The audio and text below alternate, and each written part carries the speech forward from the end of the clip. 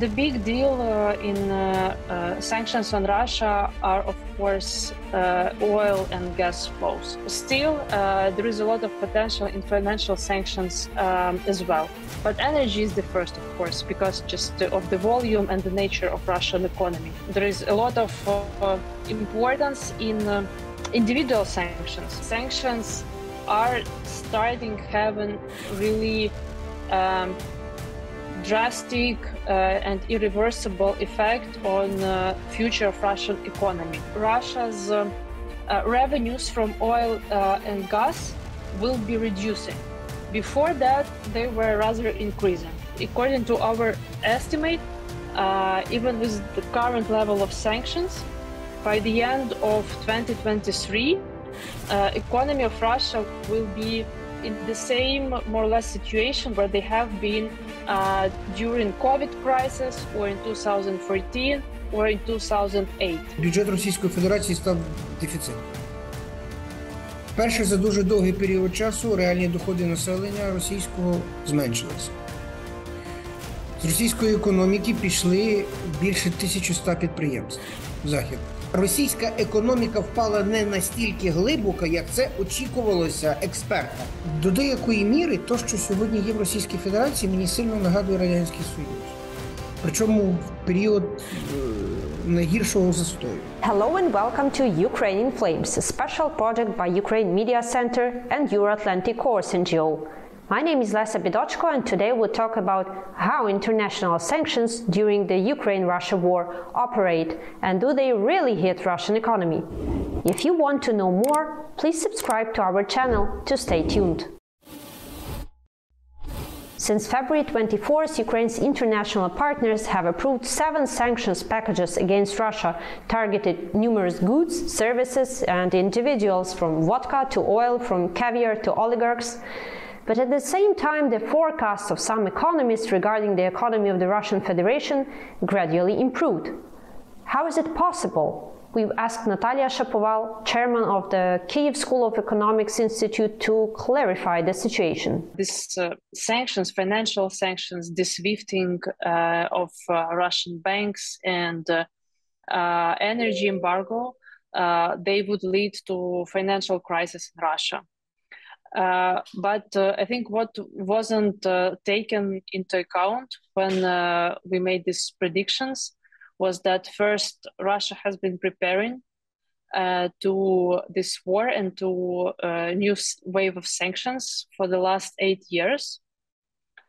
And secondly, that Russia is really autocratic state and can control the reactions of population that can potentially lead to financial calamities.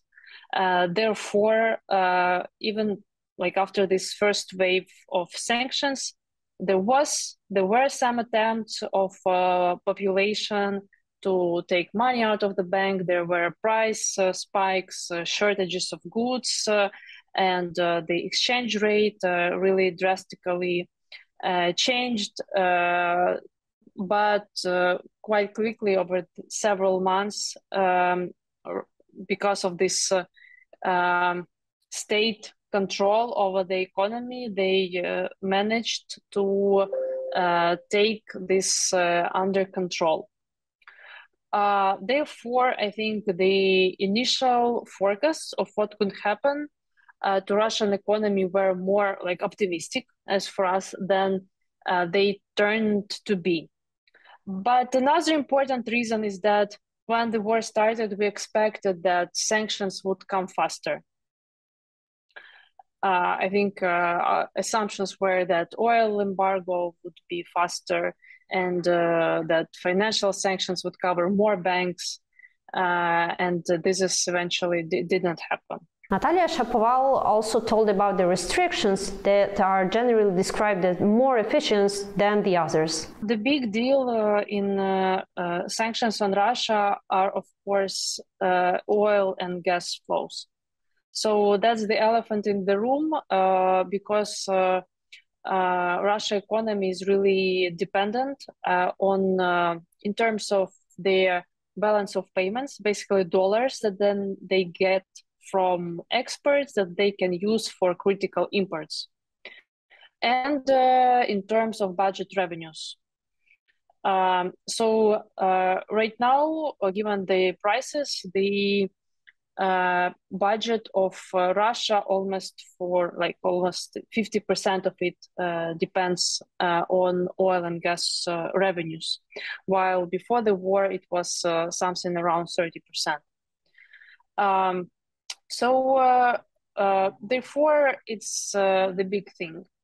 There was also a lot of hope that financial sanctions would bring more effect on Russia, but unfortunately they were not comprehensive enough to do so, and we hope there will be new changes. For example, if Russia would be designated a state sponsor of terrorism, the coverage with financial sanctions would increase drastically, and it will still push, it would exploit this Russia's vulnerability and the dependence on global financial system and on dollar and euro to underpin their currency. So still, there is a lot of potential in financial sanctions as well. But energy is the first, of course, because just of the volume and the nature of Russian economy. I'm an economist, but of course, there are like political scientists who might say a little bit differently, saying that there is a lot of importance in individual sanctions. I agree with that argument that it's really critical to proceed with sanctions on the whole regime that has been supporting Putin and what happened to Russia's autocratic regime over the years. So this is also very critical, but again, it has like other kind of leverages, right, than economic sanctions. With economic sanctions, our goals are to reduce as much as possible financial inflows, so that Russia has to really choose between their critical social spending and between military spending. Because right now, with the prices for oil and gas and the situation on the market, they can allow themselves to fund all the negative consequences of sanctions with this revenues from oil and gas. Again, I think important to say that at this point of time where we are right now, sanctions are starting having really drastic and irreversible effect on future of Russian economy. There were a lot of different effects even before that, so it's not that there was no effect. So the inflation, prices, availability of goods, all imports of important Western goods, technologies, household appliances, etc. It all has been falling, and people in Russia have been feeling that. Companies were cut off from the financial markets and from all the investments. So more than 1,000 companies left Russia to different degree. So it was there, but right now it's already at point where Russia's revenues from oil and gas will be reducing. Before that, they were rather increasing. Right now, they will go down, and they will go really a lot in the upcoming years. And according to our estimate, even with the current level of sanctions, by the end of 2023, economy of Russia will be in the same more or less situation where they have been during COVID crisis, or in 2014, or in 2008. this is more or less where they're gonna be. Russia creates gaps and circumvention schemes trying to bypass the sanctions. How to make the sanction system more effective? Nataliia Shapoval has provided a brief assessment of the circumstances. So this very good question, and I think everything that you mentioned, including the Russia being witty and violating the laws, violating sanctions, doing this smuggling basically, and applying different schemes that violate anti-money laundering rules or export controls. So, but at the same time, there are loopholes by design, basically by narrow scope of many sanctions, all sanctions, where they have starting dates that are delayed, or ways to still argue that certain goods can be imported to Russia if they can distantly be used for something humanitarian, and all of that is here.